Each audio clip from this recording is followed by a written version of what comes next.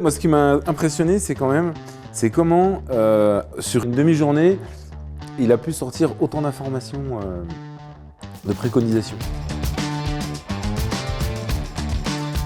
Alors HLP, c'est une entreprise de 40 personnes sur 3 établissements, Brognard, Nantes et Casablanca, qui accompagne ses clients sur la transformation digitale. L'accompagnement Dedicated, il a 2 objectifs. Le premier objectif, c'était de faire un point par rapport à notre système d'information HLP en lui-même, la gestion de nos données de production, la gestion de nos données bureautiques, la gestion de tout le système d'information qui permet de gérer l'entreprise, et également de regarder, d'avoir un avis en fait extérieur de la partie cyber de notre système d'information. Mais la partie cybersécurité, c'est un point stratégique dans une entreprise. En fait, on ne s'en aperçoit que quand on s'est fait piquer ses données.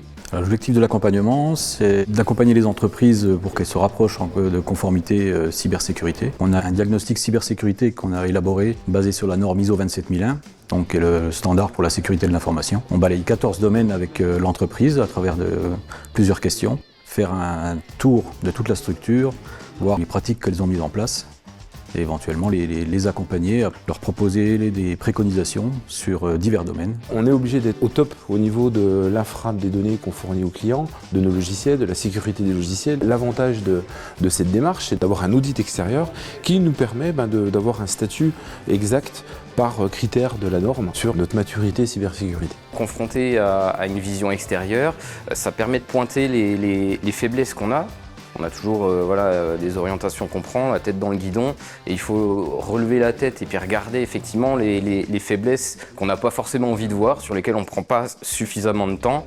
Et c'est là, c'est axer les priorités sur ce qu'on ne fait pas, ou moins bien en tout cas. On regarde aussi tout ce qui est physique, par exemple comment les personnes arrivent, est-ce qu'il y a un accueil, est-ce qu'elles sont enregistrées, est-ce que les personnes peuvent circuler librement. Les points de faiblesse sont les personnes qui en fait peuvent faire des erreurs. C'est un des points qu'on relève aujourd'hui, sur lequel on souhaite travailler et puis s'améliorer. Et le fait d'avoir un organisme qui nous met à disposition un expert sur un référentiel localement, aussi avec un accompagnement financier pour nous PME, j'ai trouvé ça vraiment très intéressant et c'est une des raisons aussi pour laquelle on a déployé cette démarche rapidement.